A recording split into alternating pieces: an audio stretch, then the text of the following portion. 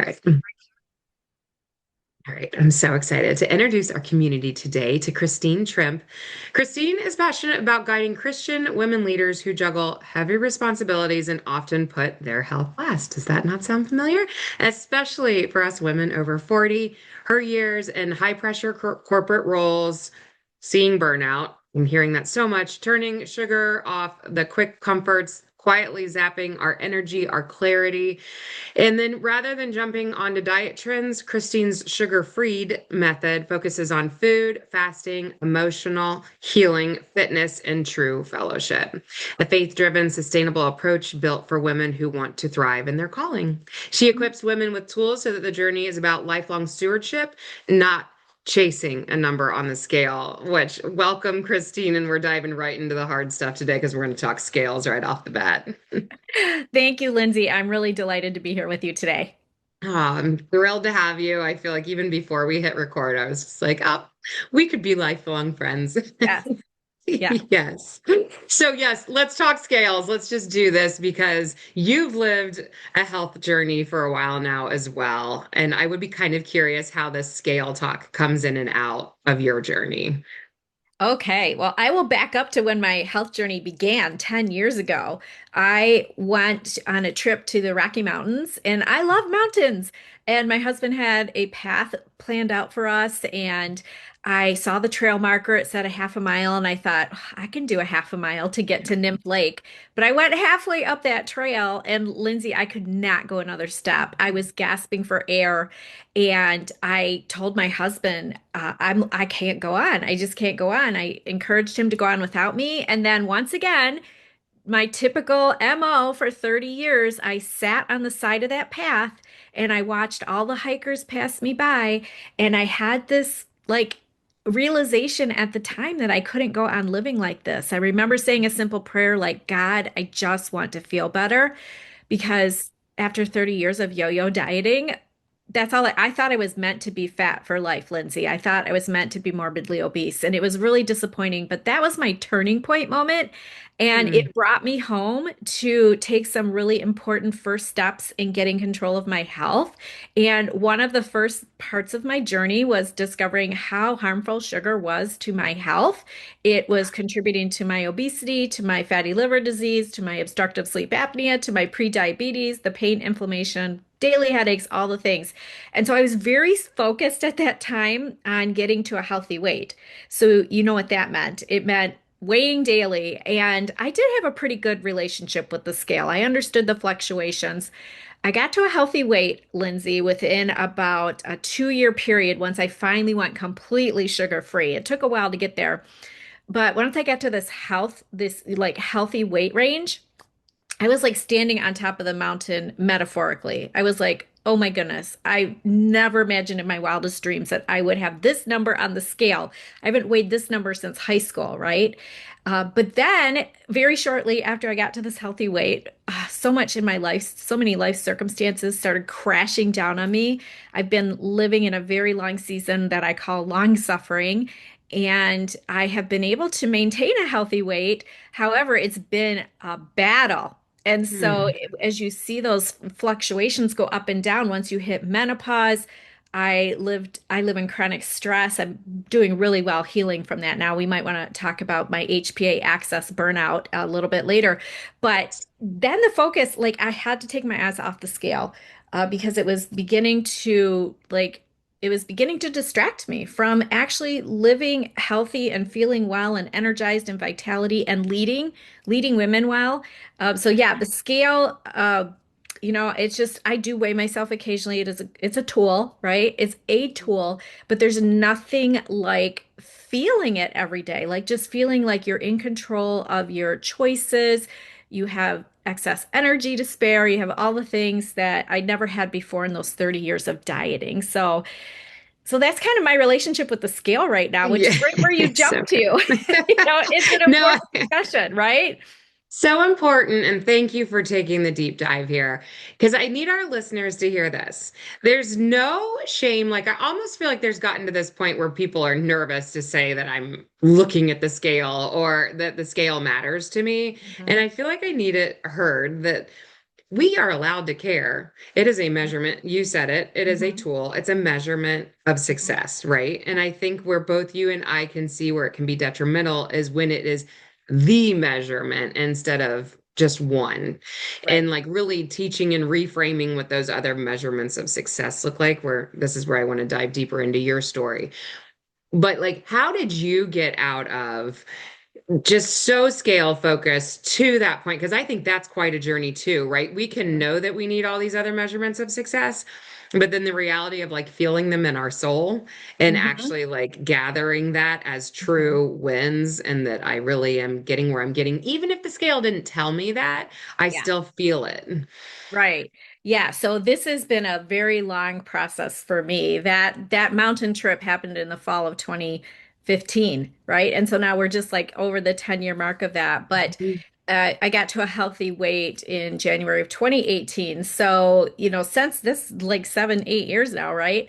So all of these life circumstances that I've gone through, these life learning lessons have really helped deepen this relationship with my health with I'm a woman of faith, like with the Lord has really deepened significantly because all of those years, those 30 years that I was living unhealthy, I am what I would call myself a casual Christian at the time.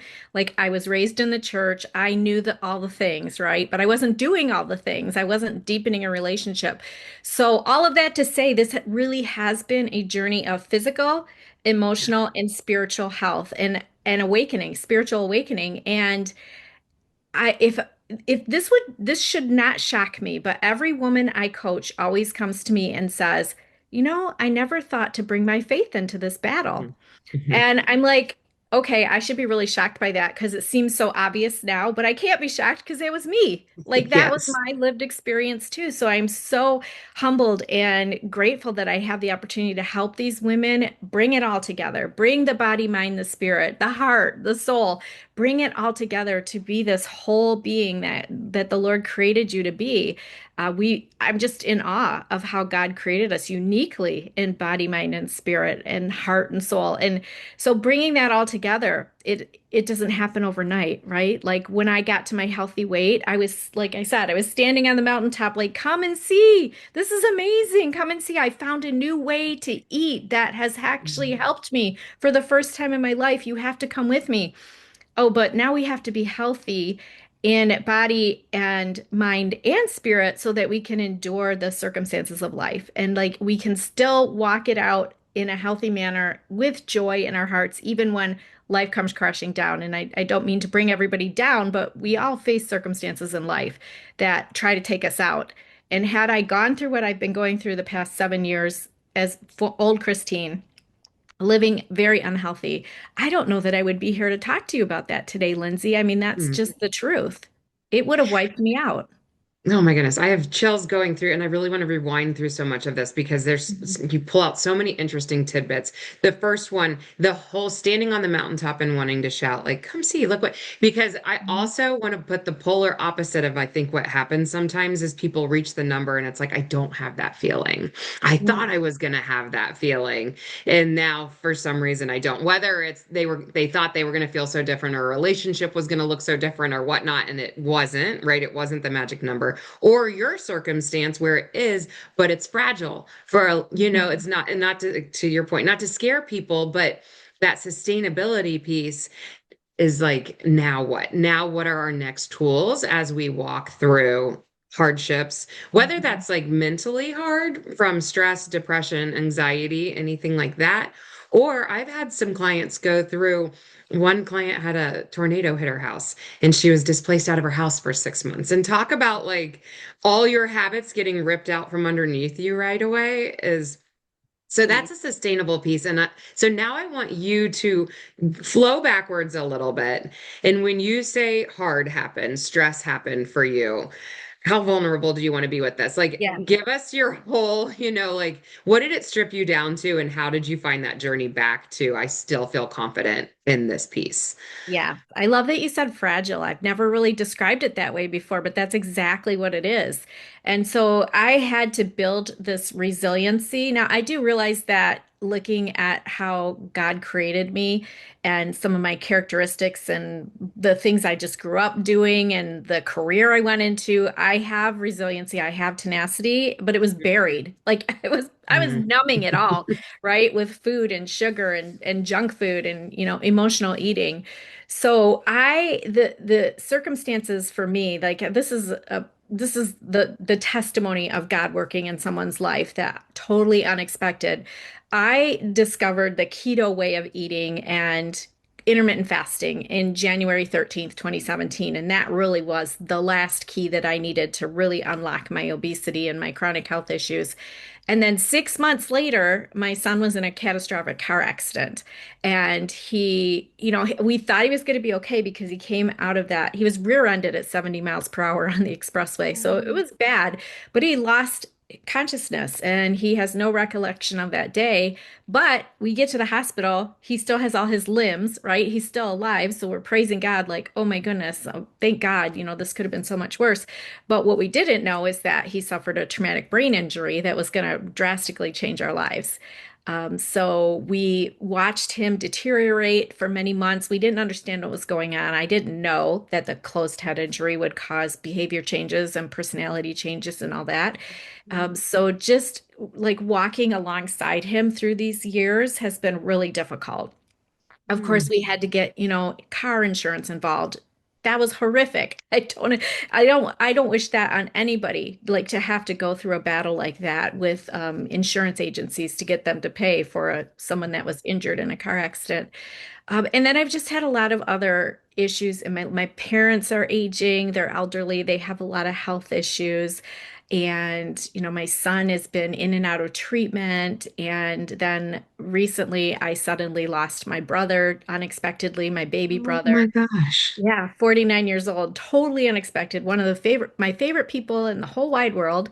And it's just like season at like grief after grief after grief, right? And hardship after Mhm. hardship after hardship. And so the fact that I do not turn, like I built during that health journey, during my days of choosing to eat a very low carb lifestyle and experiencing the amazing energy and the mental clarity, and again, the spiritual awakening, like, oh my Mm. goodness, thank you, God, that you have guided me to this way of eating that heals my body. I don't feel deprived. So building all of that, that is what has helped sustain me through all of these storms, through these like 7 long years of long suffering. And I just give God all the praise and glory for that because that is a testimony of the power of God working in someone's life for sure.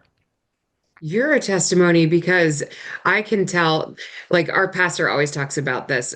When hard things happen, and I can hear a listener be like, it's crazy that you're saying thankful to God because you've had a lot of instances in your life where you could be very mad at God right now. You Yeah, could be very right, mad right. and that it just shows that, like, the spiritual journey piece, it's not Mhm. meant to be without hardship. It's what is given to us for our strength within it. Not that this is meant Yeah. to be that today, but just that, thank Mhm. you. Thank you for all of that. And I also, when you first were saying, even when you dropped to your knees on the path, of the mountainside, and even before you knew that you fully wanted God in your journey, you still asked, like that came to Yes, you to be like, please, God, help me with this.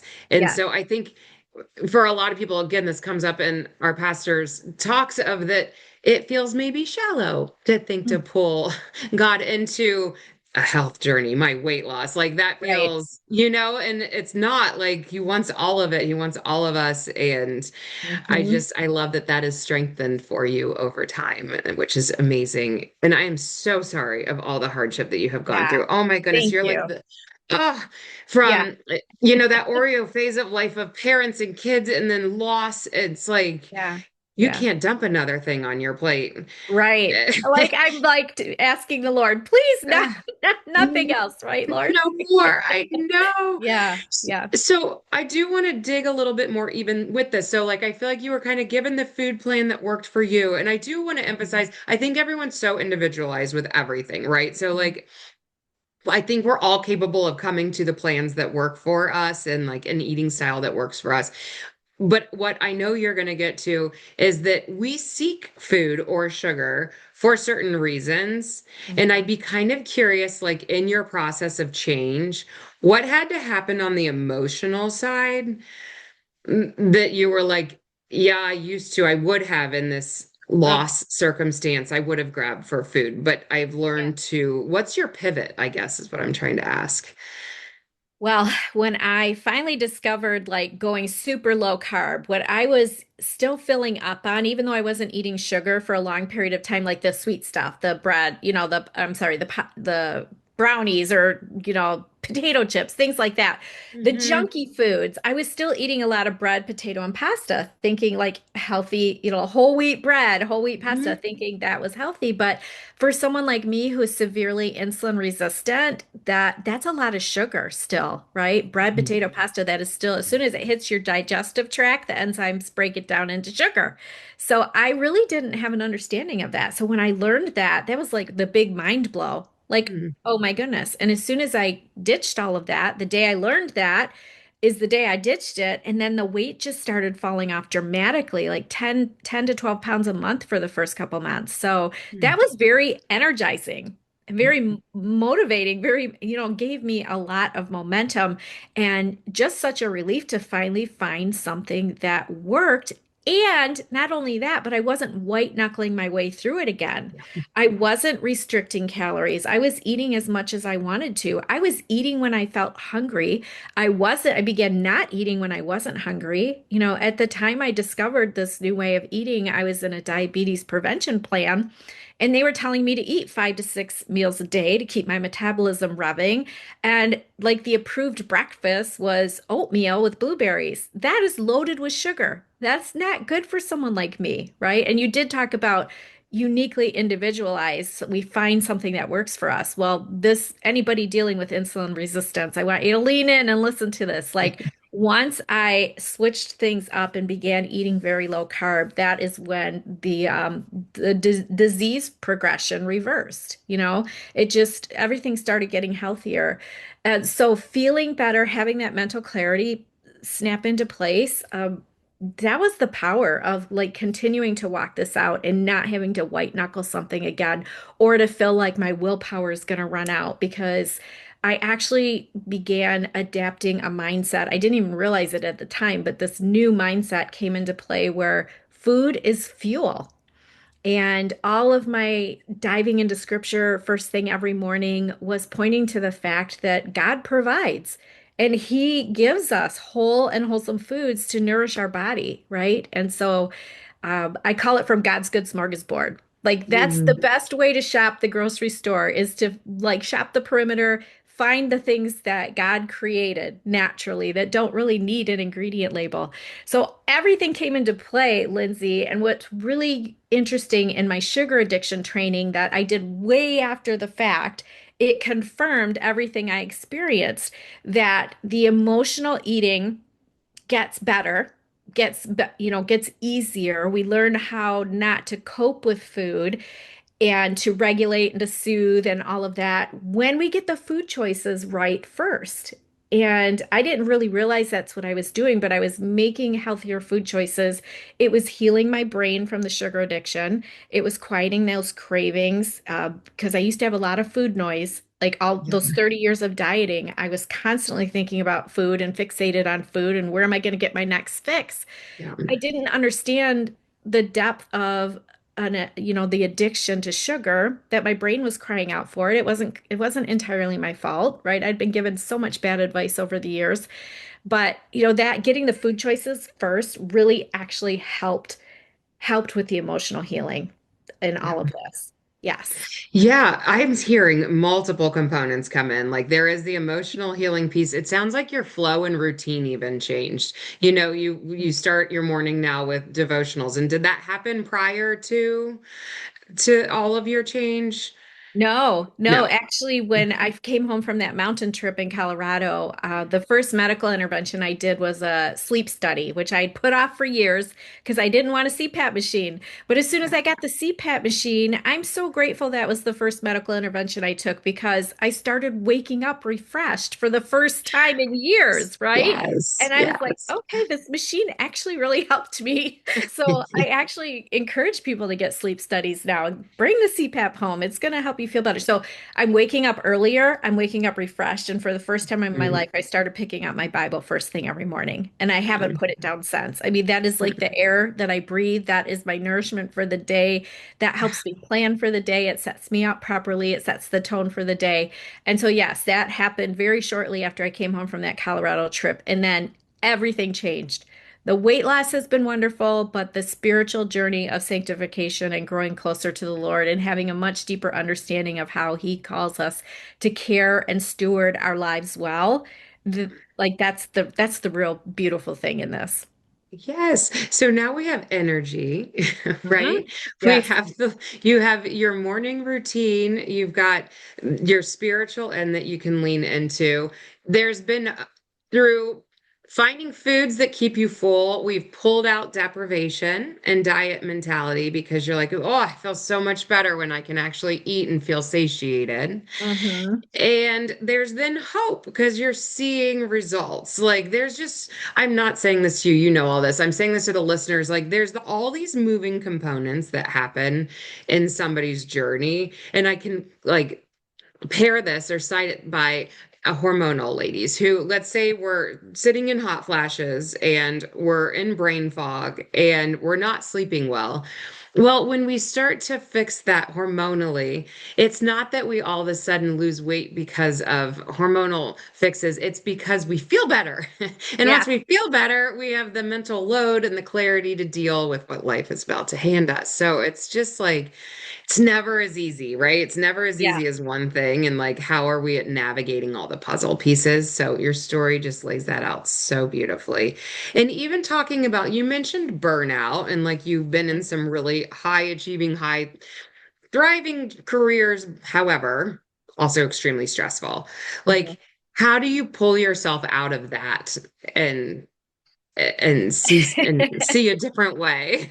Well, as speaking as a high achieving type A Yeah. former recovering perfectionist, Yeah. right? Yes. It was really, I'll be honest, it was really hard to see myself in that phase of burnout that to the point where I almost could not go on anymore. And I actually I got some medical intervention again. I worked really closely with a functional medicine practitioner because I love data. Right. And if I can analyze the data and truly understand what's happening to me, and when I got my Dutch test exam, which tests your cortisol and your sex hormones, and I got a bunch of blood work, and I looked at the data, and I'm like, I knew something was wrong. Like I knew I just wasn't feeling the best. What was really interesting to me is because I ate healthy, I still had energy throughout the day. Mhm. Like I didn't have those crashes. I don't have blood sugar crashes or anything like that. But I felt like I was living in a state of hypervigilance, like Mhm. waiting for the next shoe to drop, which makes Mhm. sense when you're living with all this chronic stress, right? What is the next thing that's going to happen, Lord, that, again, I'm done with the long suffering season, please. So Yes. yeah, just getting support and getting help and investing in your health. I encourage women to do that because if you don't invest now, where are you going to be in 6 months or 6 years, right? Or 10 years or in your 70s or 80s? Investing now and in all of the time and resources and the money that I've invested in my health, it's not obsessive. It actually has helped me gain an understanding and reverse course on things that I needed to reverse course on. So I'm so grateful. And yeah, sometimes I have to invest financially to the point that it hurts, but it's really helped me. It's made it a priority in my life. I want to honor God well with my body and steward my body well so that I always say to my coaching clients, when we feel better, we serve better. And Yes. I want to show up and serve these women well. And so I take my health seriously still so that they can in turn take their health seriously because we're all made for a purpose. God has a calling on all of our lives. I did not know that when I spent my years in my corporate career hiding in my office, not feeling well because I was suffering from all those chronic health issues. I just thought that's the way life was supposed to be, and that's not it at all. There's so much more. I know. Oh, and I love that you're talking about serving. I feel like women are such serving hearts. And Hmm. we hear this a lot in the spiritual, religious community, like not pouring from an empty cup. Hmm. But women tend to do that. And we Yeah. love, and if you are of a serving heart, you're worse about it, that you Yeah. are Yeah. willing to pour yourself dry and it feels selfish to possibly come back and put time, attention, and a lot of times finances is very hard for women to Hmm. put Yeah. into themselves. But I Yeah. kind of look at it as we can do it now when it's still a little more fun and preventative, or Mhm. the financial piece comes later because Right. then we have to have the help, and then Right. that's not fun, and it does take us out of the serving scene. So I love that you Yeah. brought that piece up because that's going to resonate with a lot of people. Like we want to be, I love when I see the 80 and 90-year-olds at our church that are still like serving at the door, walking people down the aisle, or serving in kids' life. I'm like, Hmm. you're amazing. I want to be you Yes. when I'm Yeah. 90. Yes. It's just One of my dearest friends at my workout facility at my Fit Body Boot Camp is 82. And you would not know it because she serves the Lord. She runs women's Bible study groups. She's just like all over the place. And I'm like, I want to be you when I'm 82. yes. So Yes. yeah. Hmm. Agreed. My husband and I were on vacation after Christmas, and we were like, let's take a tennis lesson randomly. And anyways, so we were out there with random people, and this one woman was so like, what's the right word? She just had so much energy. And then as we were exiting the scene, I heard her say something like, I'm 83, blah, blah, blah. And I walked up to her. I was What? like, I please do not take me as rude, but did you just say that you're 83? I mean, she was like running drills with us and 83 and doing great. You're like, Wow. that's available to us Yeah. when we take care of our body now. Yeah. Yeah. Again, Exactly. God willing, but yes. Right. Yeah. And Yes. I could regret all the years that I lived with, being Mhm. obese and overweight and eventually morbidly obese. But I know God's timing is everything. But every once in a while, I have a little chat with him. I'm like, really? Like, I could have done so much more for you for 30 years.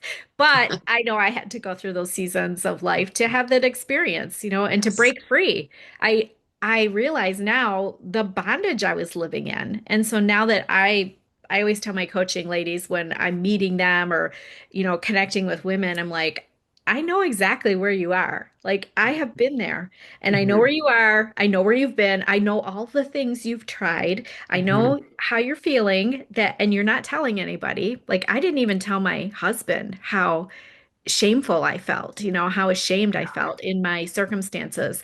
And I know where they want to be too. Like I know that they have a future vision for their lives and it's one of hope and like what would it look like if I lived a healthier lifestyle, So I get it. I understand. So I'm grateful for this lived experience. 100%. I think Mhm. anything hard that we've ever walked through just puts us on the other side of you're going to serve people so much better and authentically Mhm. than never having to deal with anything Right. hard. Right. So, Yeah. but none of us want to walk through it. But No. we do, No. yes. Yeah. Which, speaking of, you mentioned shame. I do want to talk on that for a minute because I like how you were even like, this is honest and real. It's easy to look back and be frustrated, disappointed, shameful about years that have passed and going, why didn't I stop that sooner? Why didn't I? Like, what's some of your self-talk for self, in those moments where you can see yourself spiraling a bit? Oh, yeah. Well, biblically, I remind myself that I'm a daughter of the King, right? I am a child of God. I am chosen. I was created. He knit me together in my mother's womb, and had a plan and a purpose for my life. And sometimes I do have to remind myself of that, when days get hard or heavy, or, there's like, I can carry joy in any circumstance, right? But sometimes I have to carry a lot of sorrow too, and it's like the Mm. weighing out. So a lot of I love studying God's word. I mean, that's really where I get the encouragement and the reminder of who I was created to be. And then as far as shame goes, the one thing by man standards that really helped me a lot was hearing, when I first landed on the information about the low carb lifestyle and intermittent fasting, Dr. Jason Fung looked into the video of, in the camera of a video, a very short video that he did talking about fasting routines. And he just said, "This is not your fault." And just hearing that, I Mhm. got tears in my eyes instantly. I'm like, what are you even talking about? This is not my fault. Okay, maybe I'm not the best at counting calories, or sometimes I eat more and move less. All these 30 years Yes. of trying to follow the dietary advice, white knuckling it, and no one ever explained to me the impact of my blood sugar fluctuations and how even if I was eating whole wheat bread and whole wheat pasta, it was still damaging my health. And, no one talked about insulin resistance or my insulin hormone. I never knew that my insulin hormone, which had to be wacky, it had to be going like, it had to be, that's how I ended up insulin resistant. I did not know that insulin was your fat storing hormone. Like, if somebody would have told me that when I was in the hospital based protein liquid shake diet for 10 months, Mhm. when I was 39, if somebody would have said, your insulin's out of whack, insulin's your fat storing hormone, that's all I would have needed, Yeah. to like To have take the the next step. responsibility. Hmm. Yeah. Yeah. Hmm. But instead, I white knuckled my way through drinking liquid protein shakes for 10 months, did not cheat once.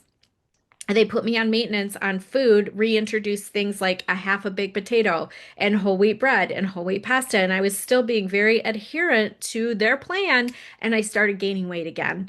Hmm. And that's how sensitive I am to carbohydrates. That just like crushed my soul. And then once again, I gave up, and I ended up in that program. I think I lost about 65 pounds and actually ended up, easily 40 pounds heavier than that by the time I got to my highest weight. So, yeah. Right. And that does something to us mentally too, right? That yo-yo piece is rough. And Mhm. that goes back to that whole fragile comment before, because I think that Mhm. even when weight loss is done in a way that it feels sustainable, if we have seen ourselves go back and forth, it is really hard to convince the brain that we're okay. Like there's a lot of like reminding and practicing of, I Mhm. just need to keep showing up Yeah. to what I Yeah. know works for me now. So yeah, Yeah, I just, absolutely. And you brought up the brain. I mean, this is the thing that set me free was when I heard him say, "This is not your fault," because I am a recovering sugar and food addict, and addiction is a brain disorder. It's a brain disease, and the before we clicked play, we were talking about, wine and food and like all the things that we turn to. Addiction is one disease with many different outlets. So mm, that's why it all seems so very similar, right? And yeah. so being a recovering sugar addict, I would not have told you 10 years ago when I was sitting on the side of that mountain, "Hey, I'm a sugar addict," or "I'm a food addict," right? That never would have thought about that. But when he mentioned those words and I realized it was a brain disease, brain disorder, and that it wasn't entirely my fault, he said it's not your fault. I have a little caveat that it wasn't entirely my fault, but because now I know something, I just took a new piece of information and the key that was going to change my health forever. So it was my responsibility to do something about it, even though it wasn't necessarily entirely my fault. I now have the responsibility to take care of this. Right. We know better, we do better. We keep like, and Right. I think Yeah. that the way I picture your journey is a new door just kept opening and you kind of like peeked through it. And then if Yeah. it worked, you fully stepped through, Kept right? And going. like, yeah, Yeah. which is awesome. And I think this is a great segue into that emotional piece. Yes, there's the addictive piece, and there's also when it comes to emotional, the what am I really hungry for? Why am I reaching for sugar or food? Is Mm, there something I'm not attending to that I need to be. So I feel like you did a lot of deep work on that too. Yeah. And I think you even have something for our community in that. Can you talk on that? Yeah. Yeah, definitely. I was not attending to my soul. And I realized as I look back on my journey that I was craving all the wrong things. And I do have a chapter in my book titled that, Craving All the Wrong Things. Mm. It's at the beginning of my book to set the reader up to come on this journey with me of understanding and realizing why we make the choices that we make. I mean, cravings are real. They are strong, okay? They come about because of cues and triggers. We're never going to escape to cues and triggers in our life, right? It's going to be part of life. So we have to come to this understanding of why are we craving? Why are we craving all the wrong things? And as someone that was not nurturing my soul, I was reaching for the easiest fix, the easiest thing that would numb my pain, my emotional pain. Or, even in times of celebration, I'm like, hey, let's have some food. We're celebrating, right? It's an Mhm. excuse to eat, two brownies instead of one, or, Mhm. an extra potato skins or whatever. But, so Yes. there's this range of emotions that we like to turn to food for. And so just going through that journey of, once you've got the food noise and the cravings quieted, I have a chapter later in my book called Let's Flip the Cravings. And I have it like that's a whole module lesson in my coaching program too, because cravings are I discovered the root of all of this. So important to understand that we can learn to crave well. I always say that when we crave well, then we choose well and we care well for our whole health, body, mind, and spirit. Yes. Tell me something crave well. Do you have non-food examples of crave well?